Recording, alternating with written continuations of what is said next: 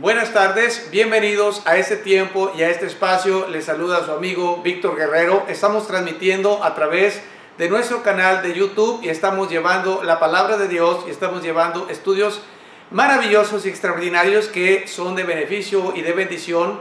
Eso esperamos para cada una de las personas que nos ven a través de esta línea.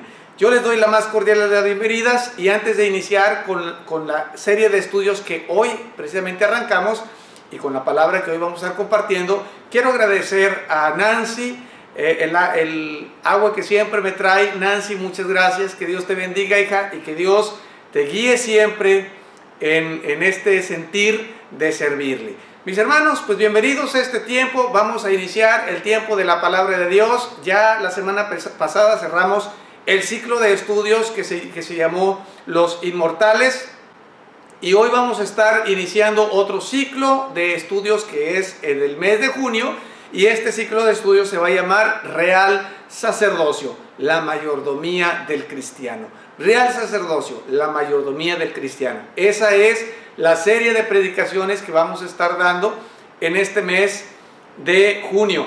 Y también quiero mencionar que el mes pasado estuvimos orando por nuestra juventud y este mes vamos a estar orando precisamente por la mayordomía de cada uno de los miembros del cuerpo del Señor Jesucristo y vamos a estar explicando lo que es la mayordomía, la ejecución en cada una de sus áreas. Pero bueno, no vamos a adelantarnos, vamos a irnos paso por paso y en esta tarde la predicación que quiero compartir con ustedes o el estudio que quiero compartir se llama La Resistencia. Así se llama, La Resistencia. Y nuestra pasaje clave para esta serie de predicaciones que vamos a estar dando, o esta serie de estudios que vamos a estar dando, está ahí en 1 de Pedro, capítulo 2, versículo 9, que dice de la siguiente manera: Mas vosotros sois linaje escogido, real sacerdocio, nación santa, pueblo adquirido por Dios, para que anunciéis las virtudes de aquel que os llamó de las tinieblas a su luz admirable. Oremos al Señor en esta tarde. Padre, le damos muchas gracias por la vida, gracias por la salud, gracias, Padre, porque sus bendiciones, Señor, nos han alcanzado, nos han abrazado, nos han cubierto, Señor. Yo le agradezco, Padre, con todo mi corazón, Señor, el hecho que nos haya resguardado, que nos esté resguardando, Señor, en el hueco de su mano. Gracias, Padre, porque aunque no lo podemos ver, podemos sentir su poder obrando en nosotros y a través de todo lo que nos rodea. Pedimos su bendición, Señor, para nosotros, para nuestras familias, pero también para que su palabra llegue, Señor, como semilla, se plante y dé fruto al 100%. En el nombre poderoso de Jesús le pido su bendición, Señor. Amén. Muy bien, Real Sacerdocio es la serie de predicaciones y vamos a estar viendo, antes de empezar el tema del día de hoy, vamos a estar viendo qué es la mayordomía. ¿Qué significa mayordomía? Esta palabra es usada en muchos aspectos. De hecho, es una palabra que se usó mucho tiempo en la antigüedad, precisamente de personas que tenían un encargo, algo encargado, y se les demandaba ese trabajo a causa de lo que se les había otorgado, esa responsabilidad. Entonces, vamos a definir primero la palabra mayordomía. La mayordomía es la ética de la gestión responsable de los recursos. Ahí va de nuevo.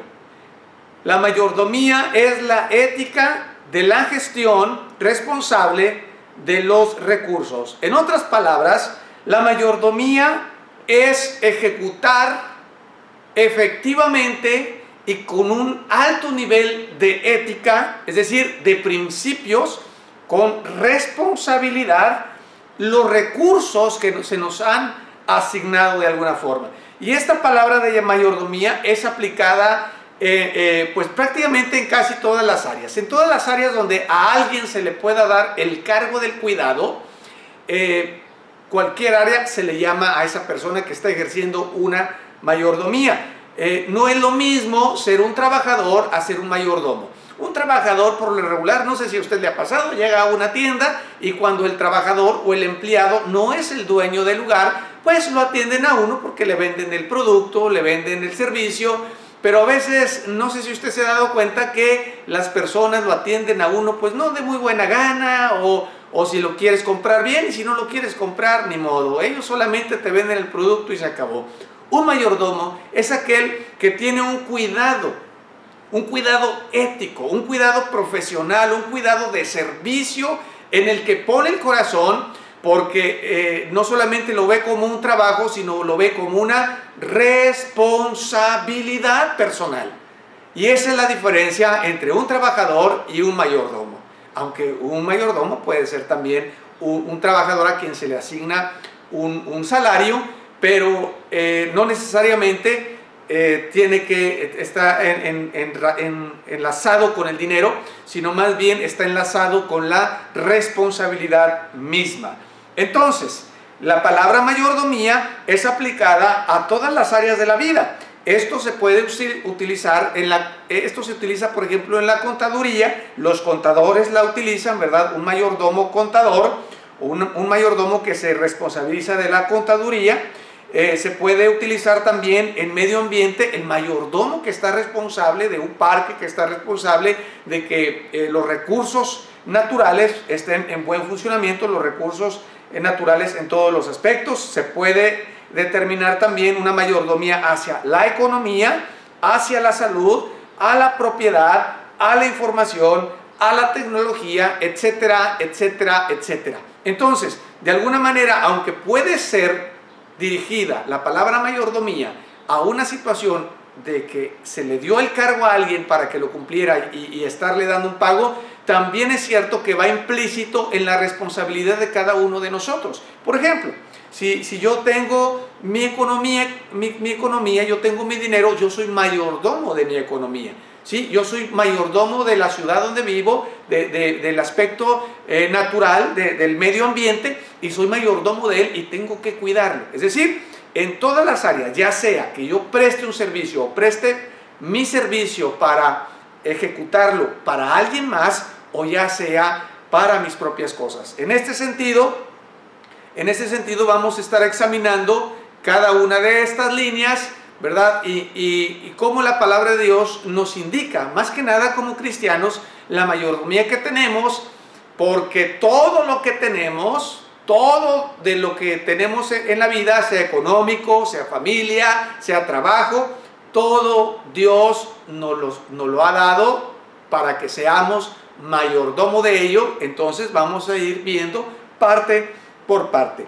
Y vamos a comenzar vamos a comenzar directamente con el ámbito cristiano. Vamos a comenzar con el ámbito de la responsabilidad que tenemos como hijos de Dios, porque el tema que estamos general que tenemos es real sacerdocio. Es decir, Dios, el Señor, nos entregó una mayordomía, un sacerdocio en el cual nos hizo sacerdotes para presentar delante de Él nuestras ofrendas, presentar delante de Él nuestra vida, nuestra alabanza, nuestra adoración, pero también nuestro servicio. Y el servicio que Él demanda de nosotros es muy muy claro. Pero antes de entrar a este tema, quiero leer dos pasajes del libro de Apocalipsis. El primero de ellos está en Apocalipsis capítulo 5, versículo 10, que dice: y nos has hecho para nuestro Dios reyes y sacerdotes, y reinaremos sobre la tierra. Eso dice Apocalipsis 5:10. Apocalipsis 1:6 dice: y nos hizo reyes y sacerdotes para Dios su Padre, a Él sea la gloria e imperio por los siglos de los siglos. Amén.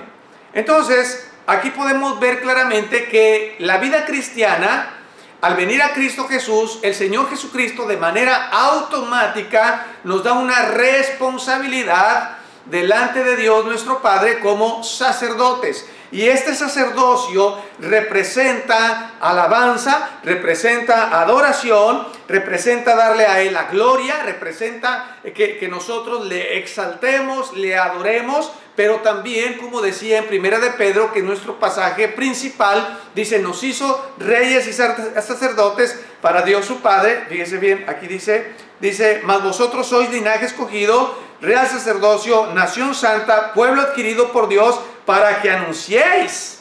Ahí está. Entonces, el sacerdocio que nosotros tenemos, o en la mayordomía, en este sentido que nosotros tenemos, va en dos líneas. Una que representa la alabanza que nosotros debemos darle a Dios, pero también en segundo plano, que anunciemos el Evangelio y que anunciemos las virtudes de aquel que nos llamó de las tinieblas a su luz admirable. Entonces, básicamente estos pasajes nos enseñan que Dios nos ha dado esta mayordomía, nos ha dado este privilegio de ser llamados hijos suyos, nos ha dado el privilegio de ser llamados nación santa, real sacerdocio, en el cual nosotros entregamos una adoración al Señor, una adoración, una alabanza, le damos a Él la gloria, pero también anunciamos el Evangelio del Señor Jesucristo, las buenas nuevas. Y es aquí donde yo quiero enfocar la predicación de esta tarde, en estas dos líneas. Hemos sido llamados como mayordomos para presentar delante de Dios nuestra alabanza, pero también para anunciar la palabra del Señor. Y la palabra que hoy quiero compartir con ustedes puede ser que resulte un poquito fuerte, puede ser que resulte un poquito resonante en el corazón, estrujante, pero es imposible no poder o no hablar de esto, porque la palabra de Dios tiene que ser conocida, y aún en estos tiempos finales que vivimos, esta palabra tiene que resonar con mayor fuerza. Y nuestra predicación, nuestra palabra de hoy, va a estar fundamentada en Apocalipsis capítulo 14, del versículo 6 en adelante. Ahí en Apocalipsis 14, 6 dice de la siguiente manera, vamos a hablar de tres ángeles que son presentados uno detrás de otro, y que a nosotros nos da la pauta de conocer esa mayordomía de la cual hablamos al inicio, ¿verdad? De alabar a Dios, pero también proclamar el Evangelio del Señor Jesucristo. Versículo 6 dice de la siguiente manera: y vi volar por en medio del cielo a otro ángel que tenía el Evangelio eterno, para predicarlo a los moradores de la tierra, a toda nación, tribu, lengua y pueblo. En esta porción de la Escritura, primero nos habla del primer ángel. Dice, vi volar por en medio del cielo a otro ángel. Esto representa que el ángel que acaba de mencionar en el pasaje anterior, o en el término anterior, dice, este es otro ángel diferente, ¿no? Y es importante revelarlo de esta manera, porque son tres ángeles los que son presentados en esta escena a partir del versículo 6, y estos tres ángeles nos enseñan la mayordomía que ellos tienen, pero también la mayordomía que se nos ha dado a nosotros. En primer lugar, este ángel dice que volaba en medio del cielo, dice, y tenía el Evangelio eterno para predicarlo a los moradores de la tierra. Llevaba el Evangelio en sus manos. Y note la palabra que menciona aquí, dice el Evangelio eterno, para predicarlo. Ahora, esta denotación o este pasaje denota que el ángel proclamaba el Evangelio no necesariamente como una buena noticia, sino más bien como un recordatorio de la verdad permanente de Dios.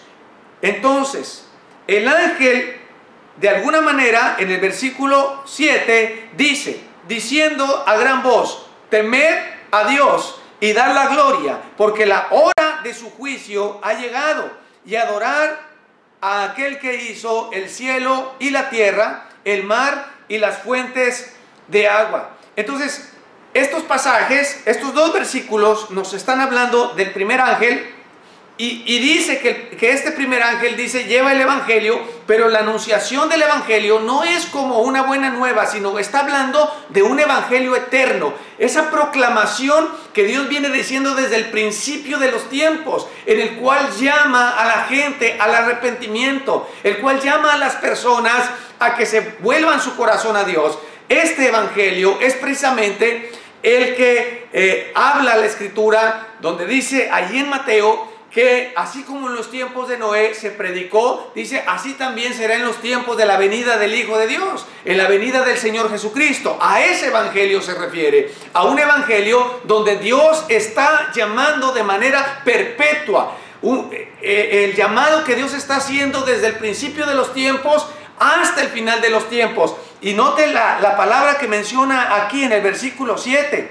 Dice, temed a Dios. Este es el llamado. No es solamente una predicación de una buena noticia, sino más bien una exhortación hacia el arrepentimiento y el volver el corazón al Padre. Porque dice el versículo 6, temed a Dios. Dice, está anunciando este evangelio a gran voz. Y en este evangelio dice, temed a Dios y denle la gloria, porque la hora de su juicio ha llegado, y adorar a aquel que hizo el cielo y la tierra, el mar y las fuentes de las aguas. El llamado para que la gente se arrepienta es un evangelio eterno que es de principio a final. Y por eso dice, porque el tiempo del juicio se aproxima. El tiempo en que Dios va a ejercer juicio se aproxima. Entonces, básicamente, como lo decía yo en la predicación pasada, cuando hablaba de la eternidad, mencionaba que Dios está en un tiempo diferente al de nosotros. Nosotros estamos dentro de un tiempo que va a tener un final. Es decir, el tiempo cronológico se está terminando. El tiempo cronológico se está terminando. Y la misma predicación que se ha dado desde el principio de los tiempos se viene dando a través de los profetas, a través de los padres, etcétera, etcétera, y viene y resume a través del Señor Jesucristo. Y la misma palabra, el mismo evangelio se sigue predicando. No solamente el hecho que la gente venga a Dios para recibir el amor de Dios, sino más bien aquí es una exhortación de transformación de mentalidad. Y en este tiempo, mis hermanos, es necesario que nosotros entendamos que así como este ángel se le delegó esta responsabilidad, es precisamente, se nos está señalando a través de este ángel que este es el evangelio de proclamación que los hijos de Dios deben hacer. Porque al final de cuentas, la voz de este ángel no es escuchada. Le voy a decir cuál es la voz que se escucha: la voz suya y la voz mía. Y aunque a usted le parezca que está fuera de lugar, nosotros somos ángeles. No de esos que se imagina la gente alados o que somos, que podemos traspasar paredes o que la gente no nos ve. Simplemente la palabra ángel significa enviado. Una persona, un mensajero, un enviado que lleva un mensaje. Y eso somos nosotros. Somos mensajeros de Dios. Y la revelación de este pasaje nos enseña que somos mayordomos del evangelio y debemos proclamar el evangelio a este nivel. Estamos en un tiempo donde ya la gente se ofende por todo. Ya no le puedes decir a la gente, oye, arrepiente tus pecados, porque luego te dicen, bueno, ¿qué es pecado? Pues depende de lo que tú creas que es pecado. Para mí es pecado esto, para mí es pecado lo otro. Pero no se trata de lo que nosotros creamos que es pecado, sino que la Escritura dice que es pecado. Por eso, versículo 7 dice, teman a Dios. Y esa debe ser nuestra predicación. Esa debe ser la mayordomía con responsabilidad que debemos tener. Es cierto que debemos decirle a la gente que Dios lo ama, porque sí los ama. Pero también es cierto que debemos decir que el tiempo se acorta. El tiempo cronológico para que venga el juicio de Dios se acerca. Y debemos proclamar el evangelio eterno de Dios. No solamente el evangelio de amor de Dios, sino el evangelio eterno, el evangelio del arrepentimiento. El evangelio donde se debe tener un temor al Señor, un temor reverente, un evangelio donde hable que la gente tiene que darle la gloria al Señor, que tiene que entregarle su vida, que tiene que sacrificar su corazón delante del Señor. Un evangelio donde los corazones se dobleguen ante la presencia del Señor. Un evangelio donde llame a honrar y glorificar el nombre de nuestro Padre a través de una vida santa e íntegra. Entonces, este es el primer ángel y sale y proclama, y de alguna manera nosotros somos los portavoces del evangelio. Nos enseña la responsabilidad que tomó este ángel y cómo predicó este evangelio con esta tenacidad, o habló de esta tenacidad. Sin embargo, eso nos está llamando a usted y a mí a que anunciemos el evangelio de esa manera. El versículo 8, por otra parte, habla de un segundo ángel, y dice el versículo 8 de la siguiente manera: otro ángel le siguió. Es decir, después de que el primero pasó, le siguió otro ángel. Y este ángel iba diciendo: ha caído Babilonia, la gran ciudad, porque ha hecho beber a todas las naciones del vino del furor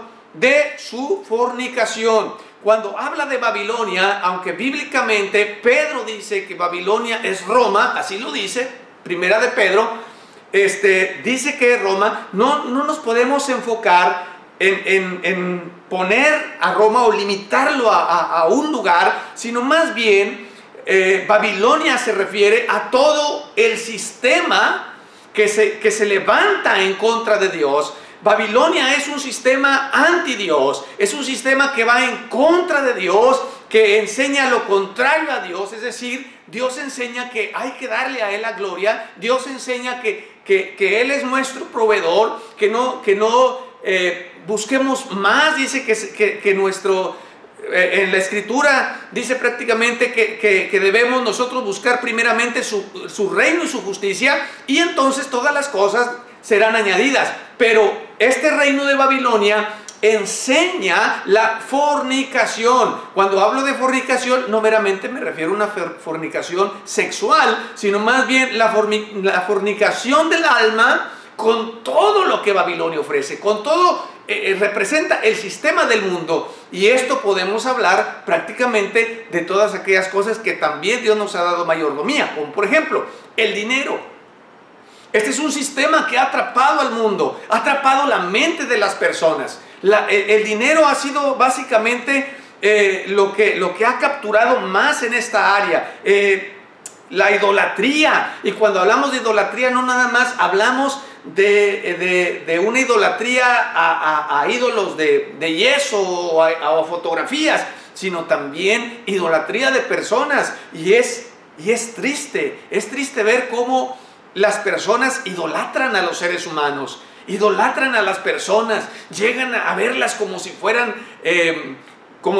mismo Dios, y eso es un peligro terrible, ¿verdad? Por ejemplo, a través de la televisión, los jóvenes cómo se endiosan con los actores, se endiosan con los artistas, con los cantantes, y cantan mugrero y medio y están endiosados con ellos. Entonces, prácticamente Babilonia es todo el sistema que el mundo ofrece, en el cual le pide que le dé esa gloria y le pide que le dé esa honra que solamente a Dios se le debe dar. Ve por qué es importante la salida del segundo ángel. El primero nos revela que debemos predicar el evangelio eterno, el evangelio de amor, el evangelio de las buenas noticias de Jesucristo, pero también el evangelio eterno.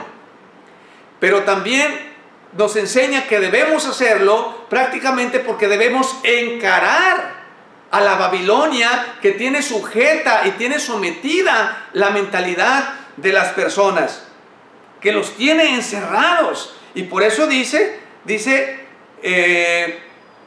menciona aquí, y esto es bien importante, dice, ha caído Babilonia, la gran ciudad, porque ha hecho beber a las naciones del vino del furor de su fornicación. Ha caído, aunque nosotros, este pasaje está en tiempo futuro, porque es un acto apocalíptico, es un acto profético, es una palabra profética. Note la aplicación en pasado que utiliza Juan al escribir esto. Dice, ha caído. El ángel dijo, ha caído. ¿Por qué? Porque ya está determinado que el Señor ha ganado y ha vencido.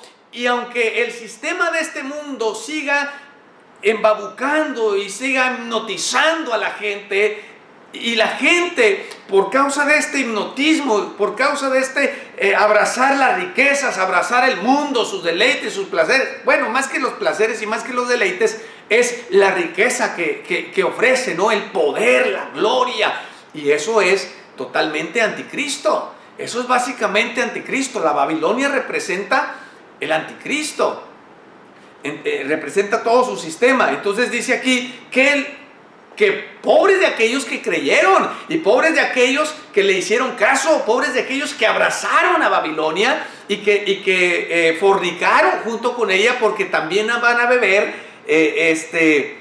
dice, porque ha hecho beber a todas las naciones del vino del furor de su fornicación. Es decir, van a ser todos los que se enreden con Babilonia, van a probar el mismo vino amargo que Babilonia va a probar. Y dice, ¿ya cayó? Todavía va a llegar el juicio cronológico, pero ya cayó, ya está determinado. Esto, mis hermanos, no es una guerra. Cuando hablamos del bien y el mal, realmente no es una guerra como tal entre Dios y Satanás. Porque si hablamos de guerra, tendríamos que pensar que Satanás está en el mismo nivel que Dios y Satanás no está en el mismo nivel que Dios. Tendríamos que pensar que si es una guerra entre los hombres y Dios, pensaríamos, o esto nos haría pensar que el hombre tiene el nivel para estar a la altura o estar al nivel de darle la guerra a Dios, y esto no es así. Dios es sobrenatural y es eterno y es poderoso, y ni siquiera nadie se compara a su poder, ni siquiera el lado contrario de la maldad. Es decir, el poder y el amor de Dios supera todos los poderes, sean malignos, sean espirituales o sean humanos. Dios lo supera, y no es que va a haber una guerra y a ver quién gana. Aquí dice claramente, Babilonia ya cayó.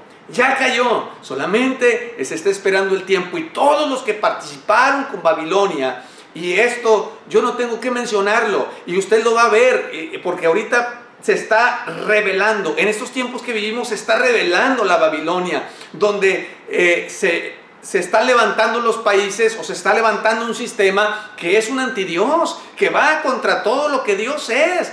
Va contra la justicia de Dios, tratando de levantar su propia justicia. Está contra la paz de Dios, tratando de levantar su propia paz. Está en contra del amor de Dios, tratando de hablar de lo que es el amor, hablando del homosexualismo y cosas por el estilo. Entonces, está levantando un sistema totalmente contrario al de Dios. Y todo aquel, hermano, que se deje enredar por este sistema que ya está siendo aplicado, que ya llegó para quedarse, el cual se le llama el nuevo orden mundial, que se está aplicando, todo aquel que se enrede o que caiga en las redes de este sistema, hermanos, también probará del mismo vino de la ira de Dios que está reservado para ellos. Así es que por eso este tema se llama la resistencia, porque de alguna forma, no la resistencia que estamos dando oposición, aunque lo debemos hacer, sino más bien la resistencia de resistir, de mantenernos firmes en nuestras convicciones,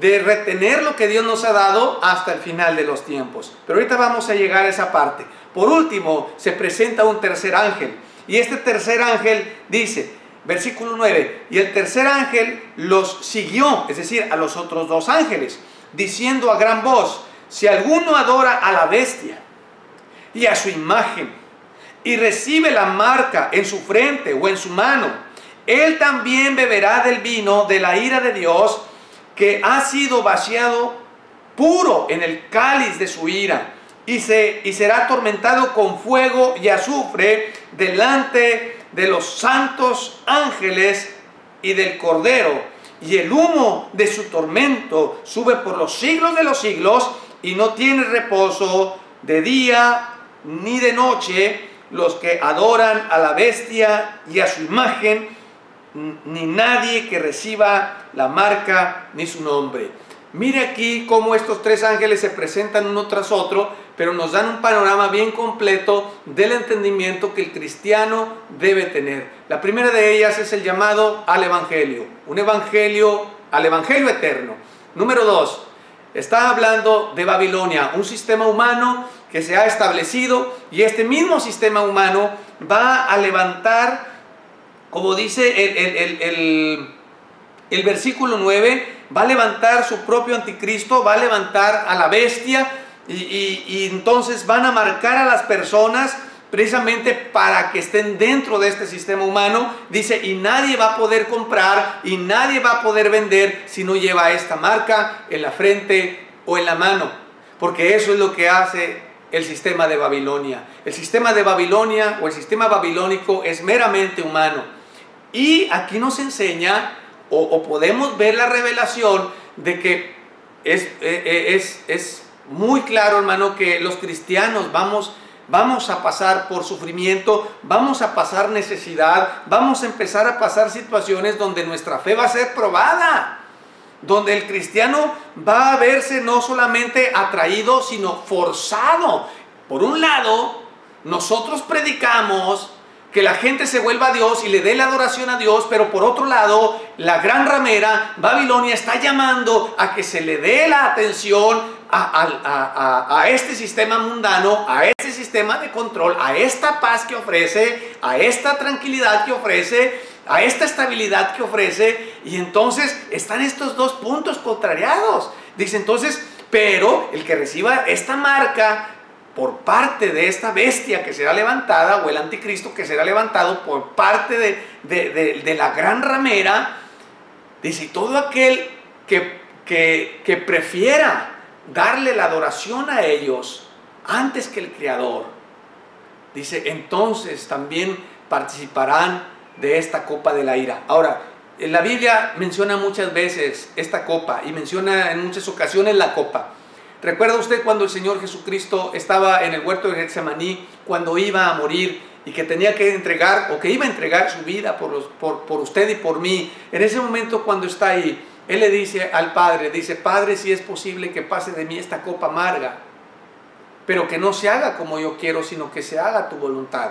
Está hablando de una copa, porque esa copa prácticamente contenía la ira de Dios. La ira de Dios que cada uno de nosotros, hermanos, teníamos que beber. Dios habla siempre y pone este ejemplo de que sobre esa copa vacía su ira como vino y nos la da a beber. Es una copa amarga y el Señor Jesucristo la tomó por usted y por mí. Él bebió esa copa de ira. Pero imagínese el sentimiento del Señor Jesucristo al no querer beber esa copa. El sentimiento de lo que Él sabía que iba a padecer, todo su sacrificio, el martirio que iba a pasar. Y entonces ahora los que no creen en el Señor Jesucristo, los que no doblan su rodilla ante el Señor, sino que doblan su rodilla o empiezan a doblar su rodilla o empiezan a adorar o empiezan a ceder bajo el gobierno del hombre, bajo el gobierno de Babilonia, bajo el gobierno de la bestia, bajo el gobierno del anticristo, todos aquellos que prefieren doblar sus rodillas a ellos antes que a Dios para tener una estabilidad, para no tener a este gobierno en contra por temor o por lo que usted quiera, todas aquellas personas tendrán que beber esa copa que ni ese mismo Señor Jesucristo quería tomar de parte del Padre. Entonces imagínese el nivel de ira que contiene, y menciona algo bien interesante y dice que él también beberá el vino de la ira de Dios que ha sido vaciado puro en el cáliz, puro. Y esto puro significa, lo menciona porque en el griego había una costumbre de mezclar agua con vino. Bueno, aquí también se tenía la costumbre de mezclar agua con leche. Bueno, todavía. Bueno, a veces le echan poco de leche al agua. Pero lo que está tratando de decir aquí es que los griegos ponían mitad y mitad. Es decir, era un vino embriagante, pero lo ponían la mitad, y aunque seguía siendo embriagante, pues estaba ahí medio adulterador.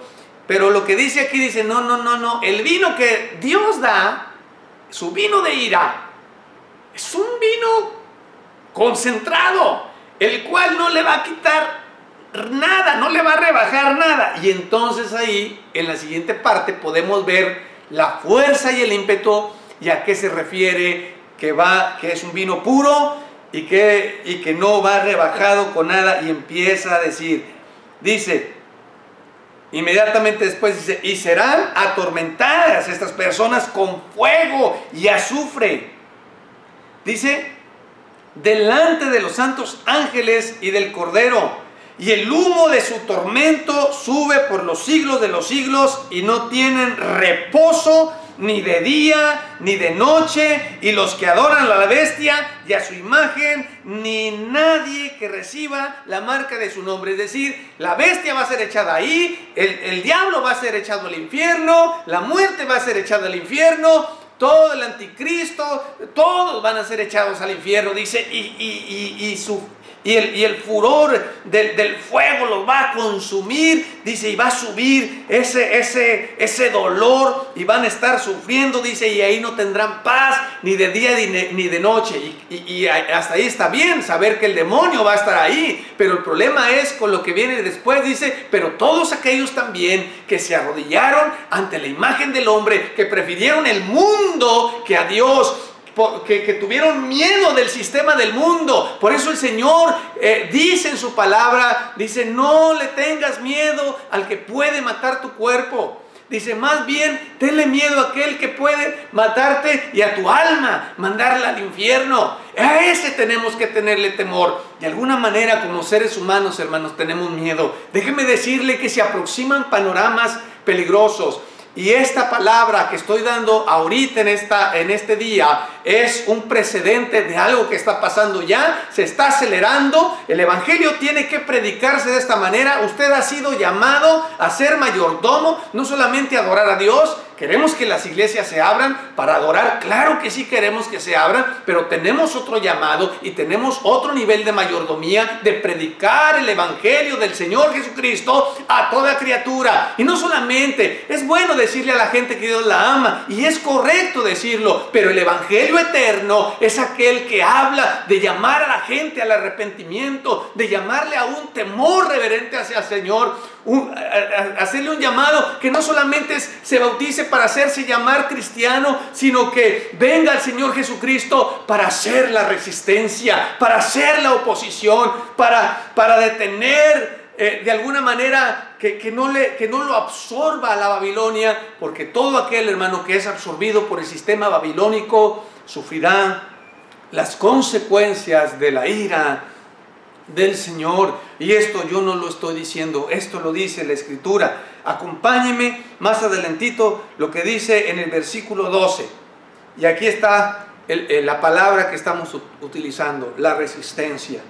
Dice, aquí está la resistencia de los santos, los que guardan los mandamientos de Dios y la fe de Jesús. Aquí está la paciencia de los santos, aquí está la resistencia de los santos, los que guardan los mandamientos de Dios y la fe en Jesús. Entonces, así también como arremete de manera tajante y contundente de lo que va a pasar con los que no entreguen su vida al Señor, los que decidan no darle la gloria al Señor, los que decidan que sus pecados no sean perdonados, así también, hermano, de una manera pasiva, agradable, amorosa, dice, pero aquí está el premio, aquí está la bendición, aquí está la paciencia, aquí está la resistencia de los santos. Porque también es cierto, como dice la Escritura, que en estos tiempos, hermano, la fe de muchos cristianos será probada. Para muchos cristianos, su cristianismo era la asistencia de la iglesia, no meramente una vida de adoración, no meramente una vida de adorar y glorificar a Dios, no meramente una vida de vivir bajo un temor reverente hacia el Señor. Y eso, hermanos, de alguna forma, el sistema babilónico que está tomando cada vez más fuerza, que está tomando cada vez más poder, los va a absorber, los va a doblegar. Y más que nada por la economía, más que nada por la imposición, ya lo estamos viendo. Los va a someter. Entonces alguien por ahí dijo estas palabras y dijo, hubo cristianos que a causa de su fe murieron en el circo romano, y murieron apedreados, y murieron muertos, y fueron mártires de la fe a causa precisamente de la fe que tenían en el Señor Jesucristo, y prefirieron morir a negar su fe. Dice también, de esa manera, todos aquellos que renuncian a la fe, también es justo que paguen y mueran por la renunciación de la fe. Y dice la Escritura, mi hermano, hablando de quienes no entrarán en el reino de Dios, hay una palabra bien impresionante que a mí me llama la atención. Dice, los cobardes no entrarán al reino del Señor. la resistencia, los que resistan, los que permanezcan fieles hasta la muerte, los que nunca dejen de adorar al Señor, los Sadrach, Mesach y Abednego, que a pesar de la opresión babilónica no se doblegaron ante la imagen y ante la estatua de Nabucodonosor y permanecieron fieles, y el Señor los libró de la muerte y los sacó del horno ardiendo, porque el Señor estaba con ellos. No es... ¿Qué importa, mi hermano? ¿Qué importa que este mundo nos arrebate la vida? ¿Qué importa que este mundo nos tenga como poca cosa? Porque al final nuestra paciencia, nuestra perseverancia y nuestra fe nos llevará a tomar el galardón que el Señor Jesucristo ha preparado para todos aquellos que le aman, para todos aquellos que le sirven, para todos aquellos que le creen y para todos aquellos que llevan de manera efectiva su mayordomía sobre la tierra. Usted tiene un llamado de parte de Dios. Usted es un mayordomo. Usted ha sido llamado real sacerdocio. Tiene una responsabilidad de parte de Dios, una responsabilidad ética, una responsabilidad de hacerlo de la mejor manera posible. Yo le pregunto en esta tarde, ¿ha predicado el Evangelio del Señor Jesucristo?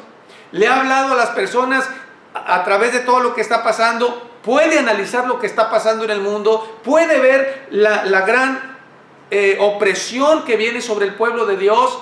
Si su respuesta es no, entonces necesita meterse a la Escritura, necesita analizar y necesita discernimiento. Si su respuesta es sí, mi pregunta es, bueno, viendo eso, ¿está predicando el Evangelio eterno de Dios? Si su respuesta es no, entonces usted también está fallando. Y Dios le va a pedir cuentas de esa mayordomía. A veces cometemos el grande error de decir, voy a predicarle, deja hablarle al pastor para que le predique. Hey, yo estoy haciendo mi labor, porque yo soy mayordomo de lo que Dios me entregó. Es cierto que tengo la responsabilidad también sobre la iglesia, pero usted tiene la responsabilidad de predicar el Evangelio del Señor Jesucristo. Y si usted no lo hace, Dios le va a pedir cuentas a usted, y usted va a ser tenido como un cobarde delante de la presencia del Señor. Hable con poder, hable con autoridad, hable con destreza, pídale al Señor sabiduría y dígale al Señor, usa mi vida, Señor. Porque usted y yo somos ángeles, somos enviados con un mensaje. Y ese mensaje es el mensaje del arrepentimiento, pero también de la devoción. También el Evangelio del sometimiento a la autoridad suprema de nuestro Padre Celestial. Oremos en esta tarde, mis hermanos. Quiero orar por ustedes. Quiero orar por ustedes para que Dios, ahí donde usted está, Dios lo llene de ese sentimiento de responsabilidad, lo llene de fuerza, de valor y de vigor, y empiece a predicar la palabra del Señor y empiece a ejecutar con eficacia la mayordomía que Dios le ha dado. Padre, en el nombre de Jesús, hasta donde este video se ve, Señor, yo le pido, Dios, que su Santo Espíritu, Padre, venga con poder, Padre bendito. Su santa unción sea derramada, Padre, sobre sus enviados. Sobre todos aquellos, Padre, que hemos sido llamados real sacerdocio, nación santa, Padre bendito. Tenemos una responsabilidad, no solamente de adorarle, sino de proclamar la verdad, Señor, y el arrepentimiento a todas las naciones. Padre, sabemos, y es claro, Padre bendito, ya no está más oculto, Padre, que el anticristo se está levantando, que la Babilonia, Señor, está tomando fuerza, Padre, que va a llegar el momento donde van a someter. Ya comenzaron con el sometimiento. Ahora yo solo le pido, Padre, que a sus hijos les dé discernimiento y sabiduría y que permanezcamos firmes hasta el final, Señor. Que nuestra resistencia en la fe sea fundamental, Padre bendito. Que nuestra paciencia hasta el final de los tiempos, Señor, esté aferrada a esa convicción, Padre, de la fe en Cristo Jesús. Su bendición sea para con su pueblo, en el nombre de Jesús. Amén. Dios los bendiga, mis hermanos. Nos vemos, si Dios quiere, la próxima semana. Seguiremos con este tema de la mayordomía. Muchas bendiciones.